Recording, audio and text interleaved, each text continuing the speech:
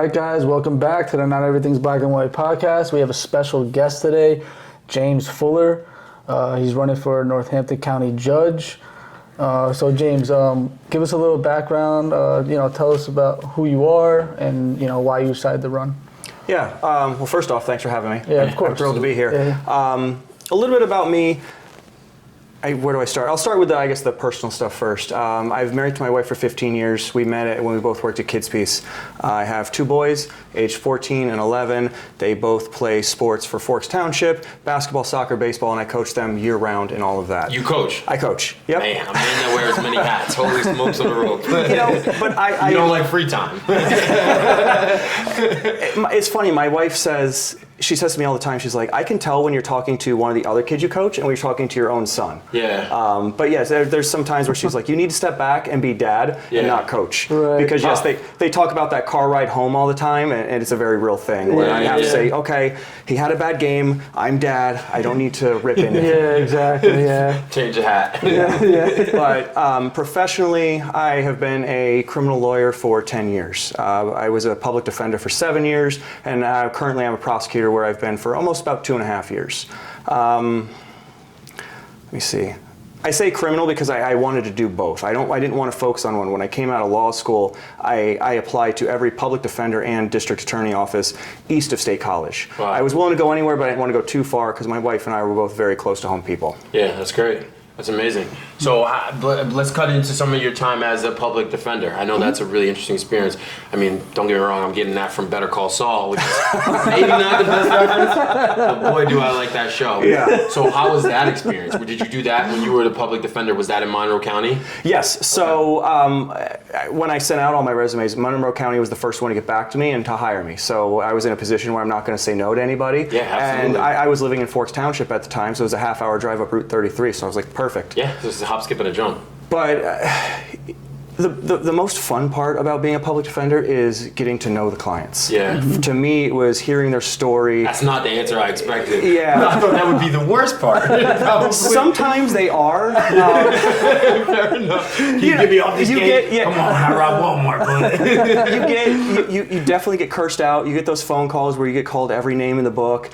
Very popular name is public pretender. Yeah. People saying, I want a real lawyer. I don't want you. Right. I don't want legal aid. Stuff like that. But you meet people at the worst time in their life. Yeah. Exactly. It's a tough gig. Exactly, and that's something I always say too. Is for me, it's every day, and it does become routine. But for that person, it's the most important day in their life. They're facing possibly state prison time. Mm-hmm. Right. Now you have your career criminals who, and I will say they're my favorite. Yeah. I'll tell this story where I had one guy, he was in a holding cell. I forget the charge. I think it was selling drugs, but this guy has a rap sheet a mile long. Yeah. And I go up to him and we start talking, and he's like, look, my standard range is this. Here's my criminal record or my score, and my standard range is this. Oh, they know it. He's almost better. ranges with you. They know it almost as well as you do. Cut clean and dry. That's fair enough. Because I had a sentence in case like telling you the sentence guidelines.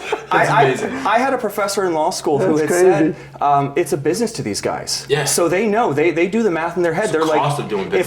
if I get caught, I'm going to do probably 2 years and I can do it. Right. Yeah. Right. That's a super. And they try to get a deal like, I want, they're hoping for this. And the contrast with that is the person who gets arrested for the first time for like a DUI. They left the bar. They had one too many. Yeah. They're the people who come in. They're screaming and yelling at you. What kind of a lawyer are you? I talked to somebody. They said this case should be dismissed. Unrealistic expectations. Exactly. Yeah. And the last 2 years you've been the assistant district attorney, right? Correct. In Monroe County. So what's like the details that go into that job, like day to day? What do you normally do? It's court all the time. Being in court, and if you're not in court, we have during hours the state troopers can call us, or just the police officers. So in Stroud Area Regional Police Department, Pocono Township Police Department, they can call us if they're on scene. They go, hey, we've got an issue. Can you talk us through it? Yeah. Actually, I'm on call right now, so if my phone rings. So sidebar, is that what the call was prior? They'll literally call you. Yep. To make sure that everything's buttoned up in the proper way. Yeah. I didn't even know that. Yeah, so if they're responding to a domestic, if they've got somebody pulled over on the side of the road, there might be search issues or whatever. They can call us anytime. And I've had my phone ring at 3:30 in the morning. Wow. You kind of answer like, hello? Yeah, literally, you're like, oh Lord. Give me a second to wake up. That's And super what interesting. made you? So what made you want to run for judge in Northampton County? Yeah, having done both sides, I felt like that made me a very balanced candidate. I think sometimes you have judges who are just prosecutors or judges who are just defense oriented, and maybe they tend to lean that way. Yeah. I've done both, and I do believe that I'm right down the middle. Yeah, and I'll tell you my personal opinion on it. I think you're an ideal candidate. I like, we had a little pre-discussion, right? And I like that you think of things the way that you do, and you think of it from all perspectives. You actually just said it. You're like, well, to me, it's just another day at work, but for them, this is the most important day of their life many times. Right, putting themselves in Especially their people, shoes. first-time offenders. Yeah. And I mean, that makes you, to me, default Right, I think an that's a big- ideal candidate of someone, because you get people that come to different trajectories, and what we find out in the process of doing this is a lot of people that run, right, come from fancy places with fancy degrees, and they only took the fancy route, so their perspective is skewed by not necessarily understanding the other side. So the fact that you've gotten to work and you actually liked it, right, as a public defender, I think that gives you, kind of a little bit of a jump ahead of the competition. Yeah. So Yeah. you want people to understand, especially in the legal side, you want people to understand all perspectives, and they approach it the way that you do. So Right, you're able to I put think that's yourself in other admirable. people's shoes. Yeah, 'cause it's tough. I mean, you're dealing with the worst of the worst at the worst times, and I think to still have to maintain the spirit that you do throughout the process. Because even me, I took some time to go down the law route when I was in college, and I just was like, man, this is not for me. I thought I wanted to do it, and then I realized how much comes with it. Yeah, it's not for everybody. It weighs on you a lot. Like, well, that's a whole nother conversation If we you can let have. it. That's a whole nother conversation we can have about the secondary trauma that Right. is very real in this field, where For you sure. talk to people who are sexual assault victims. As a prosecutor now, talking to victims, talking to domestic violence victims, and hearing their stories. Right. I had a 3-day trial for a kidnapping, and as I said this, I have 2 boys. This was a woman who was on, I think it was Discord. I'm not very, versed in the video gaming world. Yeah, no, I'm sure. But That might make me take back my endorsement. He plays video games? but she had reached out to this kid and took advantage of him. This kid was struggling with who he was and looking for a mother figure, and she completely played into that and was like, hey, and the Wow. worst thing is they were from South Carolina. So they drove up after forming a relationship with this kid and took him. Wow. And so we had a 3-day Older kidnapping. woman. And you were Male the child. prosecutor. I was the public defender in You were that public case. defender in that So case. well, I shouldn't say the mom and dad, but the man and woman drove up. I defended the man, and there was a co-counsel for the woman. We couldn't defend them both because it goes into a conflict. Yeah. Because obviously, if a man wants to throw a woman under the bus and say, no, she did it, I can't turn around and say, Judge, my client's innocent, he did it. But Let me ask you a question. Who decides if, because I always see that, it's like when you see cases, who decides if the people are tried together or tried separately? Do they decide that? Do the attorneys decide that? Do the judge decide that? Or every case is a little bit different?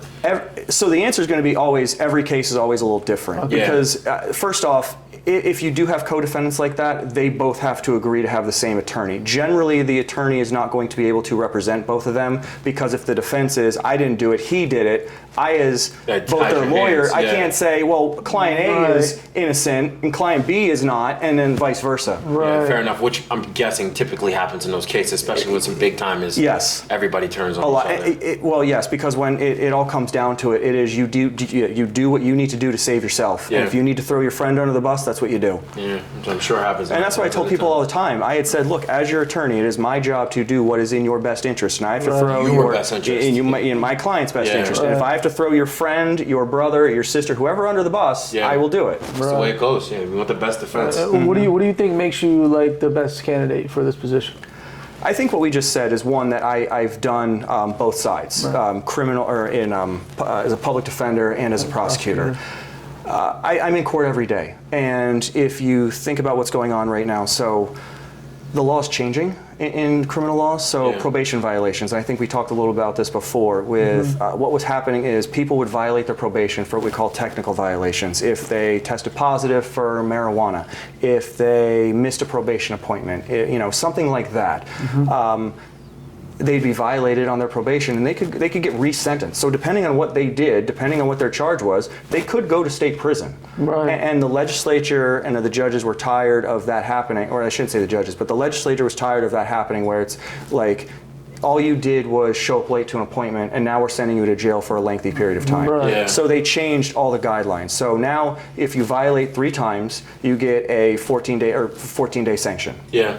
And then after that, it's a 30-day sanction. And then if you come back a 3rd time, then you get completely resentenced. But there is that opportunity to at least keep trying to prove yourself. I think that's a better process, yeah, because I mean it's tough. Sometimes it's like you said, you're going to get people who are career criminals, and those are usually the ones that don't really care. They kind of just take it on the chin and keep it moving. But there's other people who kind of get caught in bad situations. So I mean, even that, I think that's another thing that pushes you ahead of the competition, is the fact that you're mindful of that. And I think that's a better process. I think that's Right, a reform. And being in the courtroom daily, it keeps them up to date with like the laws that are changing. Yeah, because the things procedures that are are changing. dynamically changing across the And, board. and I've talked to you about this, is who can possess a firearm, and that's changing. And what happened there is, and I don't have to give you the whole story, but somebody said, hey, look, I'm not a violent felon. I cheated on my taxes. I should be able to have a firearm. The court agreed. Yeah. And now the snowball kind of starts going downhill, and people are like, well, I had a violent offense, but it was 30 years ago. And the cases, what we call them the Bruin cases, because that's the case name. But that's all like, oh, well, I am a violent criminal. I still want my firearm, Yeah. And the court just recently came back and said people who have been convicted of selling drugs can't have a firearm. Yeah. They're going to take a case by case. Yeah. They're not going to make a broad, general, oh, these people can. It's like, okay, you're convicted of this in this situation. We're going to rule on that and only that. Yeah, that's interesting. So now that we kind of covered some of the background, I want to, because you're the first judge that we had on, I kind of want to start to transition into some of the things that you would be responsible if you get elected into the position. Yeah. It's a great opportunity to share with our audience. Yeah, so the Court of Common Pleas, I've kind of call it the court of everything, because literally everything that happens in the county goes there. So I know we talked a lot about criminal, and that's a lot of my experience, but children and youth, that goes there. Divorce, personal injury, car accidents, you name it, it goes there. Everything funnels in. Everything. Okay. Yep, and I have experience in that too. So in the public defender's office in Monroe County, I represented for the first 3 years there the parents and children and youth cases. So children and youth comes in for whatever reason, drugs, usually it's drugs, but abuse, stuff like that. Children and youth comes in, takes the kid, there has to be hearings. Yeah. And there's timelines, you have to have hearing within 3 days. The judge has to decide if children and youth acted in the way that they should. So I've done that. And the whole point of children and youth is to get the kid back home. Yeah. And me representing the parent, that court is it's interesting, because I always would tell people, they're obviously first off very upset, they just had their kids taken. Absolutely, yeah. But I would always tell them, look, the quickest way to get your kid back is to work with children and youth, Correct. not against them. They're trying to help you, they're trying to get you clean, they're trying to get you into a good house, they're trying to get you whatever you need. And the parents who worked hard generally were the success stories. The parents who were very resistant weren't. But that's another place where I have experience, and that's another issue that the courts see a lot of. Yeah. And that's a tough one. That's a tough one to deal with. I know you've had some experience with things like that prior, with being with your time at Kids Peace. Ironically, you're our third guest on that's been anybody to me that's worked at Kids Peace. I have family members that work there currently.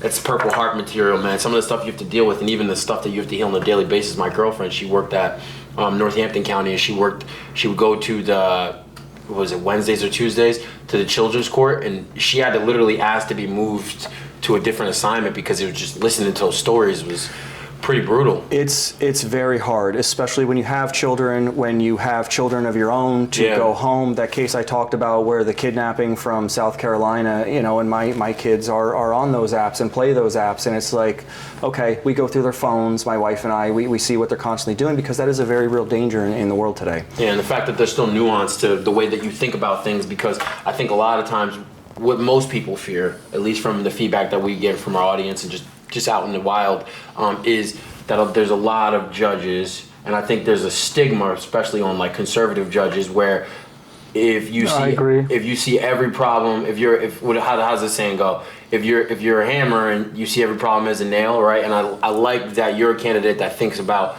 things outside the box and approaches it on a case-to-case basis. I think that's something we're missing. You have the Democratic side, right, and they're just allowing everything to go. It feels like Allentown and the surrounding areas, especially in the big cities. And then you have the Republican candidates that I don't think it necessarily is true, but there's a misconception or a thought process is that they're maybe a little bit too brutal, right, or too conservative with their sentences, too strict. Yeah. And I think that you offer us a happy median, and I would like to see more people in a position that kind of have the thought process that you do. I think it's tough to have that way, because even me, I think I thought about being a cop, I thought about being a lawyer, and in all those times of doing those things, I thought, like, man, I think even for me, it would still be tough to show up every day with a clean slate and still look at things the same way, and not to build these prejudices or certain things that kind of, from your experience, can lead you to be that way. I think after a while you just see it as a job. Yeah. And for me, it's always what is the best outcome. Whether I'm the prosecutor or I'm the public defender, what is the best outcome? And I think as a prosecutor, you kind of think more along the lines of a judge, because it's, okay, I could seek the top charge, I could get the most time I could, but that's not the right thing to do. Is it, you know, as I said earlier, a theft case. All right, give the money back, we'll dismiss the case. Drug case, go to rehab, we'll dismiss the case. Or we'll let you plead to a lesser charge, or however it is. I mean, that's a lot of just being a lawyer is negotiating. Yeah. Right. You know, I get something, you get something, at the end of the day, everybody's happy. Right. That's why I think it's a big deal how he's done both, right? Yeah. Prosecutor, public defender, you know, assistant DA. Exactly. So, It gives you a full scope. I think like you said, when you got people that are only on the prosecutor side, they approach it in that way. Right. They It's see like, things through one lens, whereas he's seeing things through many different perspectives. again, I agree. sitting down with people who are up on trial, and you get to understand, like, they're not all bad people, right? There's things that happen, people make Right, mistakes. yeah. And approach it from that way I think it's just great. It's valuable. Something that we definitely need more of. Right, I agree. You want to give us an example of like a challenging case you had and handle it, and explain how you navigated like the legal issues with it? Yeah, actually, as we were just talking about the negotiating part of trial, this was just court, this was the exact opposite. This was, we're not going to plea, we're not going to negotiate anything, we're just going to go to trial and have a jury settle it. It was actually my first acquittal I ever got in the public defender's office. Guy had a seizure. And, you know, I forget who it was, but somebody called 911, paramedics come there, he comes out of it, and he bites the paramedic. So any time anybody, police officer, teacher, EMTs, they're all considered a protected class. So any kind of assault goes immediately to aggravated assault, which gets upgraded from a misdemeanor to a felony. So as the public defender, I see it as, okay, this guy just had a seizure, every neuron in his body just misfired, he has no idea what's going on. I'm not a medical expert, but you know, I think anybody can see. It's a common sense. I think that's common sense thought, and that's what my argument to the jury essentially was. And I said that in my closing. I was like, look, every neuron in this guy's body just misfired. Now we're going to hold him accountable for the next 30 seconds when he comes to. Yeah, making it relatable for the jury. That could happen to anybody. Yeah, exactly. But actually, I put him on the stand, and that's always. Oh boy! Well, it does get a little tricky. Putting him on the stand and then lead to acquittal, you must be Johnny Cochran. Because I always thought that was like a big no-no. Like, no, don't let him talk. Nine times out of 10, it is a big no-no. Sometimes it can be effective. He was a very down-to-earth guy, and I think to have him tell the story. So one of the best things he said is he starts talking about. God, I forget the question I asked him, but his response was. Because when he would have a seizure, he would break things because he would convulse, he would go into something. Right. So this is reoccurring for him? Yeah, reoccurring. Okay. He was epileptic. So he would, the one time I guess he crashed into his television and the TV broke. I forget the question now, but what was it? But his answer was essentially like, because I got tired of buying new TVs. Like humor. But it was an honest answer because he was like, I acted this way because I got tired. Authentic answer. I mean, and it really takes a lot of discretion on your part to be able to evaluate the situation, to know what people to put on the stand, to be able to speak on their behalf. Because there's a huge gap between people who are relatable and then other guys where like, this guy's gonna make everybody feel uncomfortable, or he's not relatable, or he's cocky. I think it's crazy that like common sense, looking at it in a common sense lens, I mean, he should be acquitted. Like me looking at it in the way you're telling me it, at least. I mean, obviously I didn't hear the other opposing side, but like. He obviously didn't do it purposely. He obviously wasn't being violent. You know what I mean? He did. It was a reaction, like you said. His brain wasn't firing. I guess it's one of those things, though. What my assumption would be is it's one of those things that automatically get. Well, that's what he said. Yeah. Get propelled to that. Like if there's any sort of physical contact with an officer or anybody in that position, it automatically gets processed. Yeah, and like I said, we had medical testimony where they talked about this post-ictal state, which when you have a seizure, the state that your body is in immediately after the seizure. And I think that's what swayed the jury. Yeah, the fact that medically. Luckily, there was. Well, I knew, and my supervisor at the time, because it was my first trial, was sitting with me in case I needed any help, and I think there were some nerves, because I did too. I believe that guy was innocent, and that's the pressure. It's like I always said, it's like the 3-foot putt in golf. It's like you should make this. Yeah. So I was in my closing, I was trying to make an analogy to those YouTube videos at the time where people were coming out of anesthesia and saying goofy things. Crazy things. So I was trying to make that analogy. Really, because we've all seen those videos. That's a great, that's a great comparison. It's a good evidence. And just in that moment, I got so nervous, like my brain froze. You just had that brain fart where I forgot the word anesthesia. And the jury's definitely not supposed to do this, but 2 jurors, kind of kept me going. They're like, anesthesia? I was like, that's the word I was thinking. That's what you knew. And that's when you should have fist pumped. You knew it was in the bag when they were giving you an assist. But my supervisor at the time had said to me, he's like, that's when you know you had the juries. They were so engaged that they helped. Exactly. It's like your grandma when she puts $10 in your pocket. I just didn't see quit. That's amazing. What a great first acquittal story.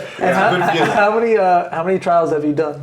I've done 9 as the public defender and 5 as the prosecutor. Okay. And everything from DUI to the most severe trial I had was, I think, that 3-day kidnapping I talked about. But as far as, because what I've been saying on the campaign trails, I've done everything from DUI to homicide. Right. The homicide case I had, it pled. We were just on homicide case. But we, motions and certain hearings for that, but we never actually got to the trial. I'm guessing in Monroe County, most of them plead out when it comes to like more severe charges, or is that incorrect to feel that way? More severe, just like any kind of felony? I would say like bodily harm kind of cases, or like murder. I know there's not a whole lot of murder going on. Yeah, your murder cases generally do go to trial because for the defendant, what do they have? Take it the length. Exactly. See how things shake out. Exactly. But a lot of cases, see if they could get acquitted. Yeah, a lot of cases do plea. Your more serious cases, yes, would go to trial. Your sexual assault cases generally do go to trial. Drug stuff, usually? Drug stuff, it depends. And again, that's kind of what we always say, the typical lawyer answer is, it depends. Yeah. Which is an adequate answer. Well, drug stuff, I guess, is contingent on, like, did you catch me with 10 pounds in my lap? Or is it like, over here, and maybe we can figure out are you a repeat offender? And I've always said with the drug cases, you have to make the difference between the addict who, even if they're selling, the people who are selling to support their habit, or just your everyday addict off the street, and the guy who's coming into the community to sell fentanyl. Right. You have to make there's a level of difference. We want to find that guy rehab. We want to throw the book at the other I like guy. that. It's great. I actually like that perspective on Love it, that right? perspective. Because it's some judges may be like, the law is the law. Like, this is this. You know what I mean? It's not black and white, right? It's not black and white. Not everything's black and white. So that's like a little gray area where you try to put it in perspective. You see it from a different lens, like I said before. So that's great, actually, to hear, honestly. Yeah, no, I think it's great, and I think it's for the area and the demographic. It's such a wide range, and it's forever evolving in that particular area where you're going to be at. And I think it's great that you approach it from that perspective. Just like I said, it could be tough, man. And it's like, as soon as you give people a little power, as soon as I became a manager, I wrote a couple people right off the rip. Like I said, you're a better man than me. So I hear you, man. That's a lot of power. That's so fun. It really is. I was like, nope, right away. Oh, man. Here's a question I got for you. What areas of law have you practiced in? What percentage of your experience falls into these areas? So I've only been in criminal law. Yes, that's the only thing. Yeah. I mean, we always say we'll have a good story to tell at the end of the day. Always.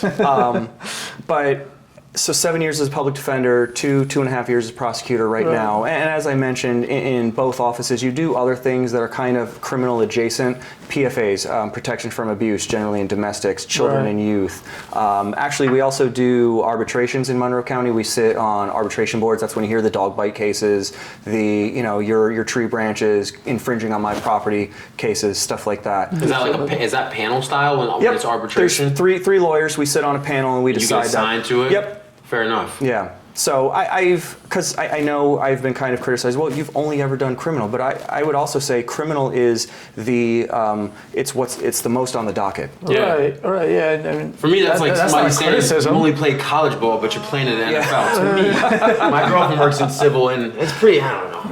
Sorry to the civil guys. It just seems pretty boring. It's like if you can study really well, you can get through it. What you're doing, I think there's so many parts to it. There's the studying, there's the background, there's the precedent, there's all the other moving parts to it, and then there's also the performance part where you're in court, right, and you're trying to convey your And that's actually a very good word, jury. performance. Because I've been told that, and in your trial advocacy classes in law school, they say it's like you're on stage. Yeah. And the jury, when the jury comes in, they want to show. They've all said, I've watched Law and Order. I want to see, and we always ask that question in jury selection. It's like, okay, look, I'm not. Is that really one of the questions for jury selection? I'll ask in jury selection. I'll go, look. How many of you watch too much Law and Order? I won't say it like that, but it's okay. Look, who's going to hold it against me if I don't have the fancy lab tech? Yeah. Who's doing the crazy experiment where they maybe spray something and it turns a certain color, and you're going to testify to it. Okay, because that's not my students from JCPenney. Exactly. It's not Armani. That's not real life. And some people, everybody generally says, we know. Yeah, that's good. That's good that people can. It's there's a term for it. It's called the CSI effect. Because there's a term for it. All these people come in who have watched CSI, Law and Order. There's an expectation that you're going to tell me this greatly stuff. Sway the jury. Like, for me, it's like the way I look at it, especially when you have somebody who's facing a significant amount of time. It's like your Game 7 NBA Finals at every moment throughout the performance. It's a big deal when you're standing up there. Somebody's facing 10 years. At least when you were on the public defender side, that's a lot weighing on that. But in a lot of your cases where it's just an assault, maybe in your domestics where it just happens in the house. Yeah. There's very little evidence other than just he said, she said. Yeah. You look for some stuff like signs of a struggle, maybe some bruising, stuff like that, but very rarely you have that. Yeah. Right. Yeah. So when the jury comes in and they expect something, you have to tell them, look, that's not real. That's not real life. Right, right. You don't have like the photographic evidence. And at my job, we have a. Whereas when you're watching the show, they usually always have everything's on video too. On TV. Yeah, exactly. It's everything's laid out so clean in comparison to how it is in real life. For sure. We have a great working relationship. I work at the bank in Emmaus, and we have a really good relationship with the cops there. We get. We got a bunch of stuff, but especially the sheriff. He comes in and he gives us all the documentation for people who were being sanctioned on the civil side. And what he told me was when he was like a beat cop, that he said he didn't have one shift for the 6 years that he did it where there wasn't a domestic call. We get domestics. Not one. And as I said, no, one like Christmas. He's like, no, holidays is triple. Holidays are bad. Really? As I said, But not one day without a domestic call. As I said, I'm on call. That's crazy. That's insane to me. As I said, I'm on call now. Most of the calls we get are domestics, and a lot of it is, hey, I've been to this house 7 times. What do you want me to do? Yeah. Really? And domestics are very tough, and I do struggle to talk about it because I know it's obviously very sensitive subject, and a lot of people feel very strongly about it. But a lot of the times, the victim will come in and have a change of heart. Yeah. And say, I don't want to go through with this. That is the father of my child. I don't want to put the family through this. We have in my office, and I'm sure all DA's offices around the state have this too, a victim advocate office. Yeah. They talk to the victim and say, look, if it's because you're afraid, we can protect you. We can put you wherever you want to go. We can help you. But ultimately, the hard part is from the public defender side is it's the client's decision, and from the prosecutor's side, I really weigh heavily on what the victim wants. Yeah. Okay, look, I'm going to respect your wishes. What do you want? I will take this all the way through. We will go to trial, and I will tell you what that will entail. We will have to come in here. We will prep for it. We will go to trial. You'll be cross-examined, and it may not be nice. Yeah. Or we can plead to something, and he's looking at this, or he's looking at this. And a lot of being the lawyer is giving who you represent the options. Yeah. Here's what's going to happen if we do this. But if we do this, this is most likely what's going to happen. It's great to approach it from that way because, it's like at the end of the day, they're really, to me, is that they're the final decision maker. Even if that probability of going all the way through with it is low, at least you still offer them option and tell them the potential. And that's the most important. And I think what's very important too is what I do want to mention is going to be judge, but as a prosecutor, as a lawyer, is people just want to be heard. Yeah. And even because I mean, I'm not going to sit here and pretend like I haven't lost cases. The cases I've lost where I've had the client or the victim, whoever, come up and thank me because somebody fought for them, somebody listened to them. Yeah. And at the end of the day, that's all they want. Yeah. And as judge, you tried. And as judge, that's the one thing. I can't promise many things as a judge, but I think the one thing I can promise is that anybody who would be before me, I will listen to them.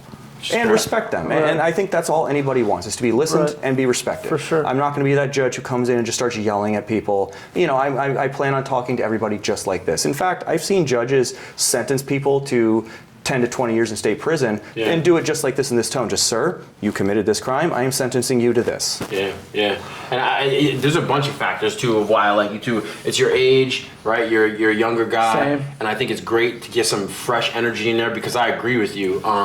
I've gotten to sit and chit chat with judges like at work mostly, and I agree with you. Most of them have been on that perch for so long that, which is like I said, it's another thing that comes with the territory. If you only know it one way, then you only know it one way. That's just the nature of it. But the fact that you approach it from that perspective is super important to me. And like I said, just getting some young blood in there.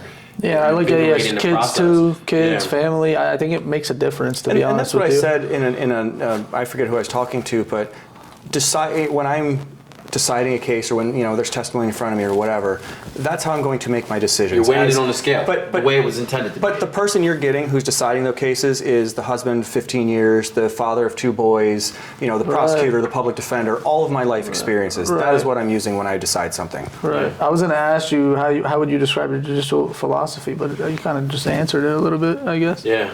Yeah, no, that's that.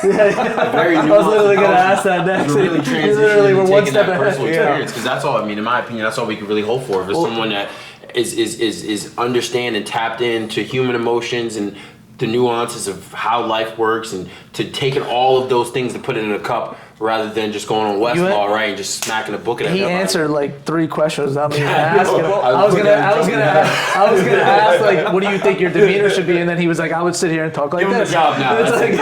Let's end it right now. As lawyers, And I didn't show him the questions, by the way. He's a lawyer. as lawyers, that's what we're trained to do, is always anticipate the question. Anticipate it. Yeah, that's true. That's true. He got an acquittal on I'm like, definitive bite. The guy bit the lady, and we brought in a doctor, and we got it out of I'm there. like looking down. I'm like, wait, he kind of answered that. I can't even ask him. Doubling back on that, just because I'm a sucker for a good story.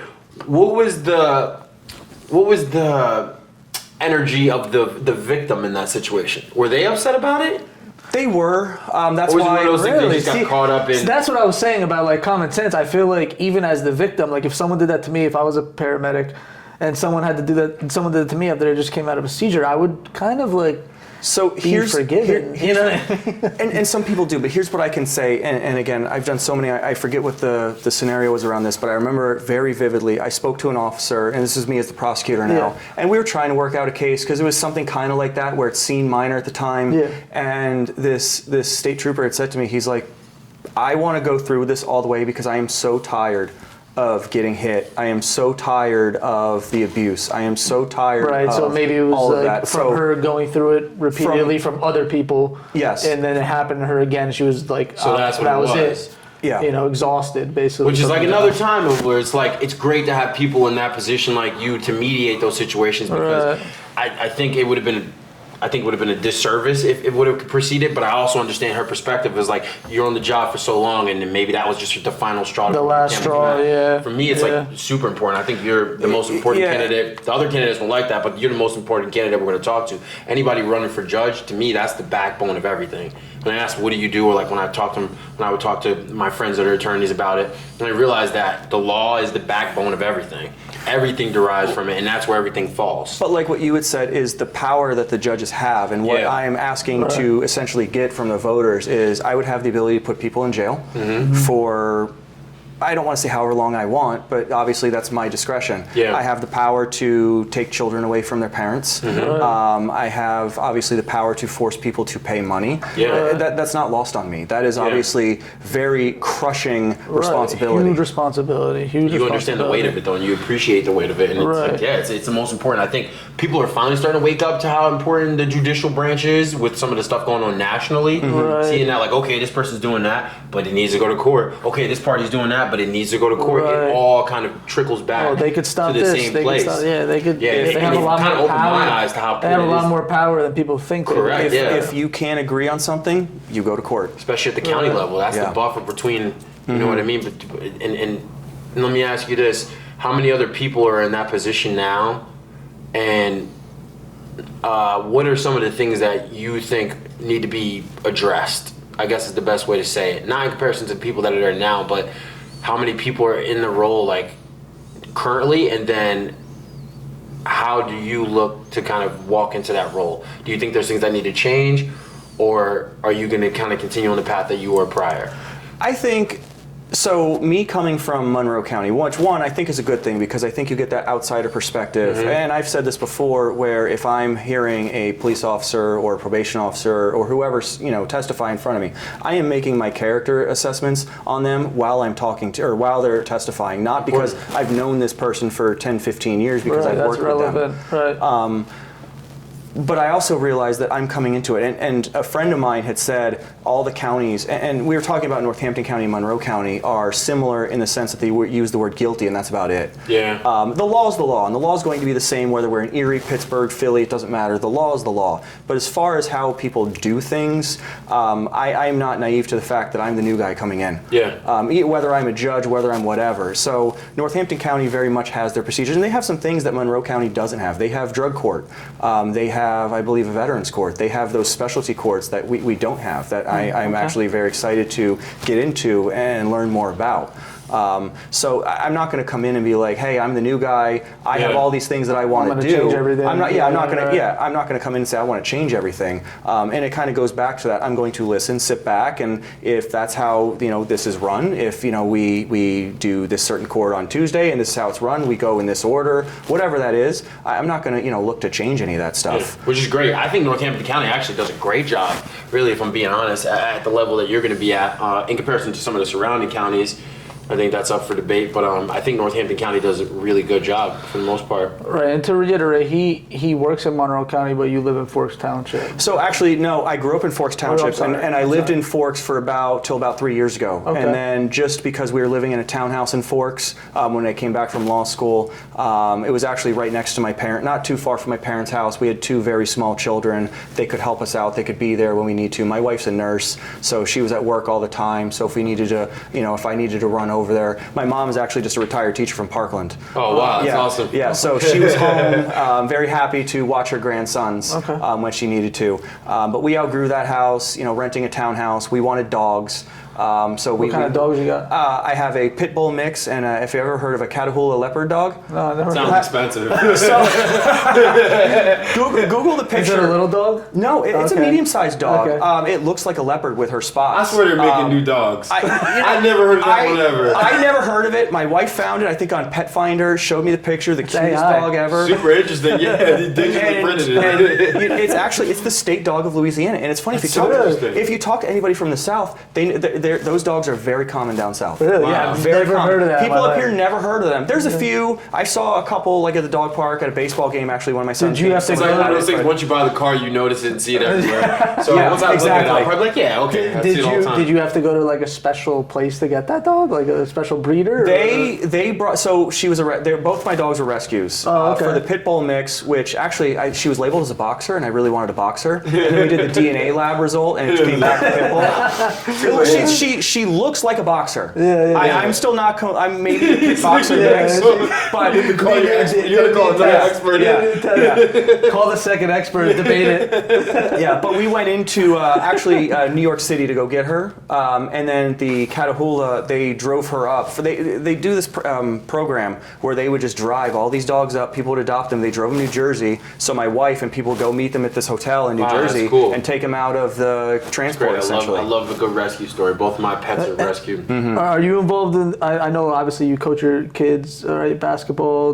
baseball, and soccer. So like all year round, basically. Is there anything else you do in the community, obviously aside from? He's like, I mean, enough. I mean, he's like, they're killing me. Yeah, he literally has no time. 6 hours of sleep a day, 20 minutes lunch. They're calling him. They're calling him at 3 a.m. The phone hasn't ring yet. Yeah.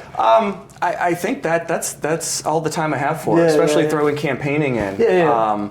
Which is why November 5th. So soccer will be over the weekend, so Halloween weekend, and then the election's November 4th. I've said November 5th. I'm not going to know what to do with myself. Basketball will start for another month. I won't be campaigning anymore. Yeah. So much free great. time. You're like our other candidates. You're basically it's your team is in the household. Which I love. We love supporting candidates like that because a lot of these big money guys, I think.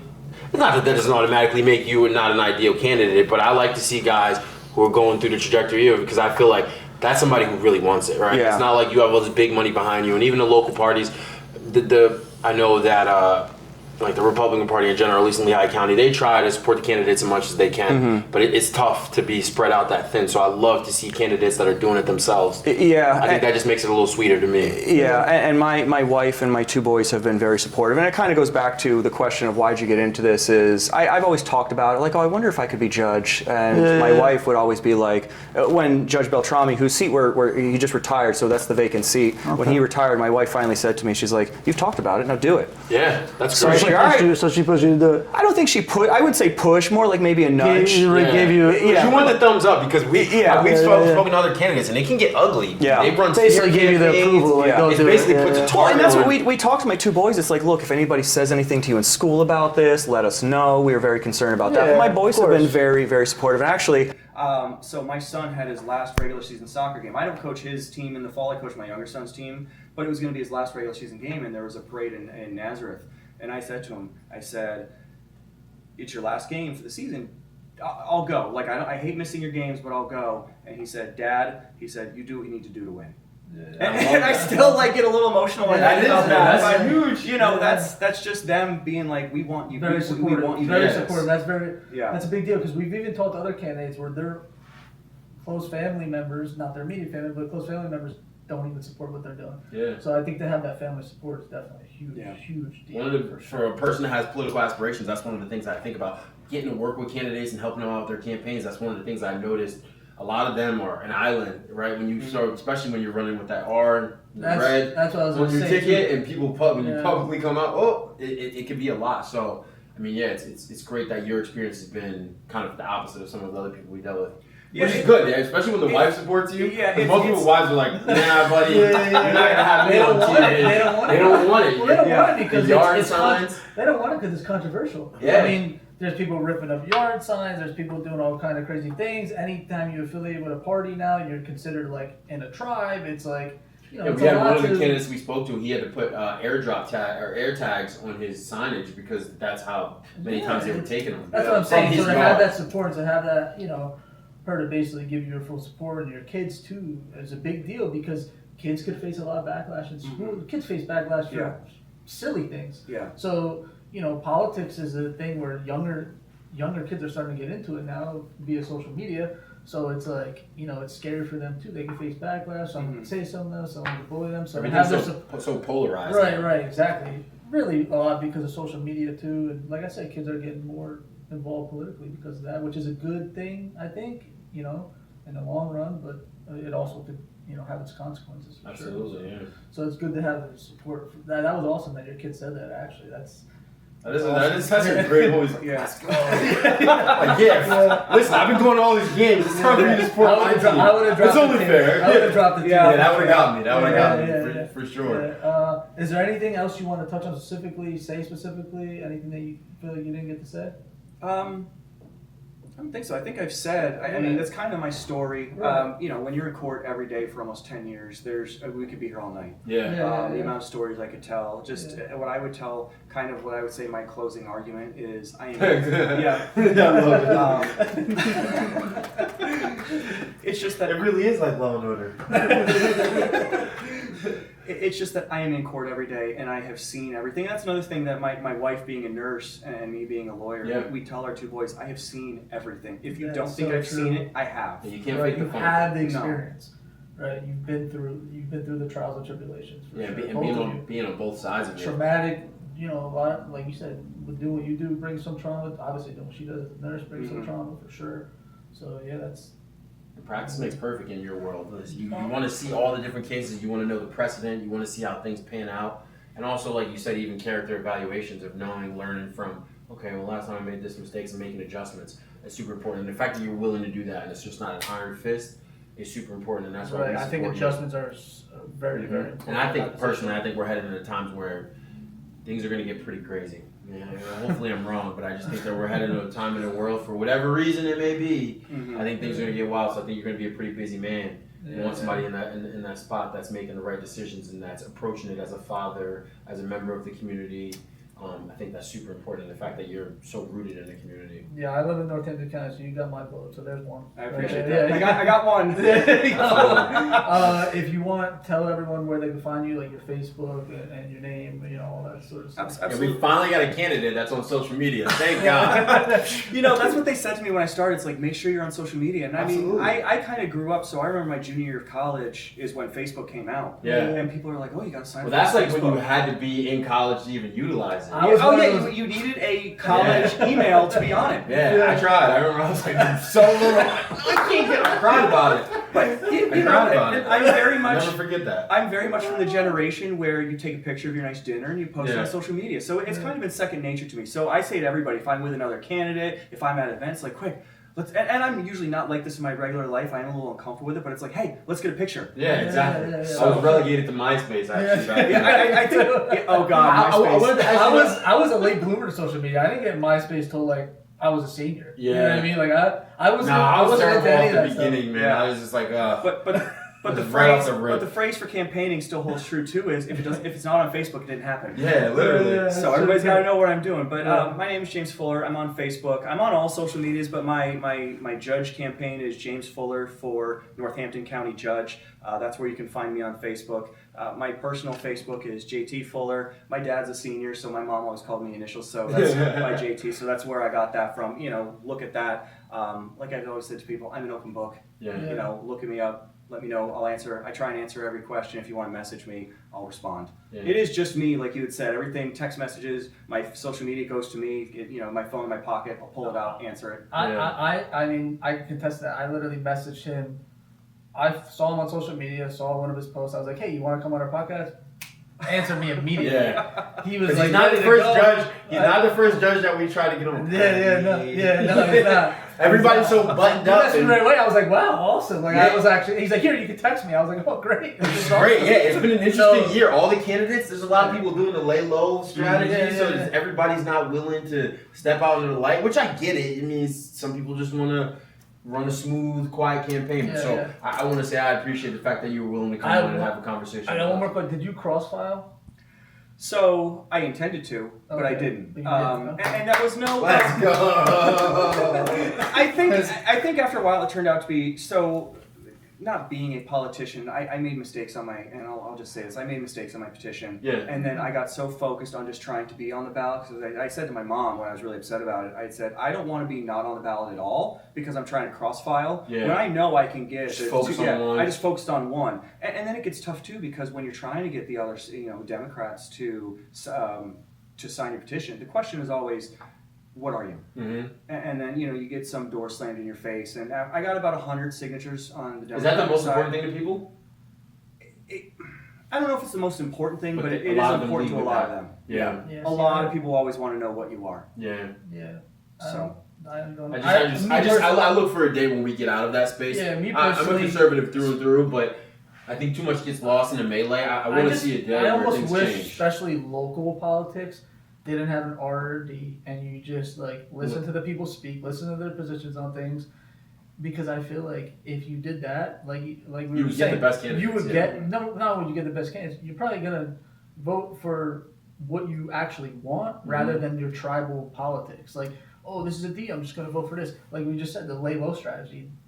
A lot of them don't talk. It's unfortunately an effective one, and it shouldn't be. There's one you side should be that's forced to talk and tell your willing, points. there's one side that's willing to talk, but yeah, a lot of people will vote for the people that they never even heard a word from, never heard a policy, never heard what they're gonna do, just because they have a certain letter in front of their name. And then you got these other people that are here in the open telling you what they're gonna do, and you might agree with it, but then you see the R, let's just say, in front of their name, and it's like, can't vote for them. So I don't like that. You know what I mean? It's, I'm with you there, especially for judge. It shouldn't be right, political. it shouldn't be Everything. political. It doesn't make sense to be political. Exactly, and kind of, I think we mentioned too before, maybe even off camera, just with school boards, School like that board shouldn't too, be yeah, political. it's silly. And I feel like I can get along with anybody. It doesn't matter what Right. your background is, what your beliefs are. We can Right. always talk about whatever. And, a lot of my friends, we can talk about football. We can talk about, kind of actually an effective trial strategy is when a witness is being very hostile to you and won't, a lot of when you're on cross-examination, the question is, well, would you agree with me this? And they'll always say, no, no, no.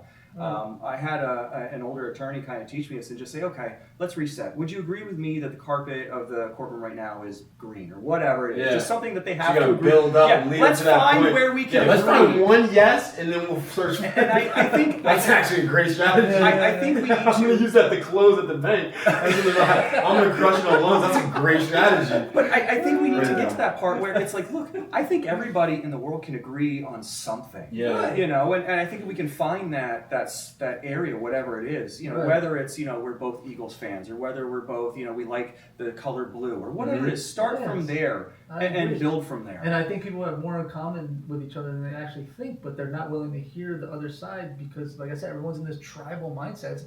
And like I said, locally, I mean, nationally, I don't even really think it should be like that, but locally, definitely should, like, judges should not be political. Especially, yeah, especially school when- board. How is school board?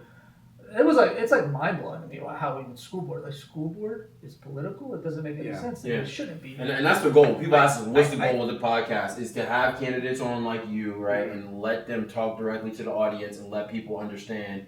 Because we talk about it all the time here, is the local elections are such close range. Yeah. What you're going to be presiding over is going to affect the people in that county far more than the things that they see on CNN or Fox. Right. Exactly. Yeah, It's we always really say close that. range. And I think what we came to the conclusion of is the participation at the primaries for the last couple of years has been pretty low. But then I just realized because people don't know, or people will skip it on the ballot. Right. So it's like we want to get candidates in front of people, Yeah.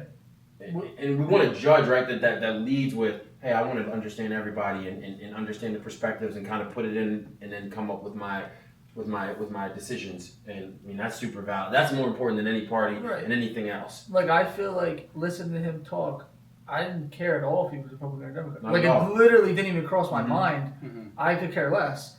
I had him on because I saw basically something he said that I thought was good. I invited him on. I seriously didn't even look if you're, I swear, I didn't even look if you're Republican or Democrat. I really didn't.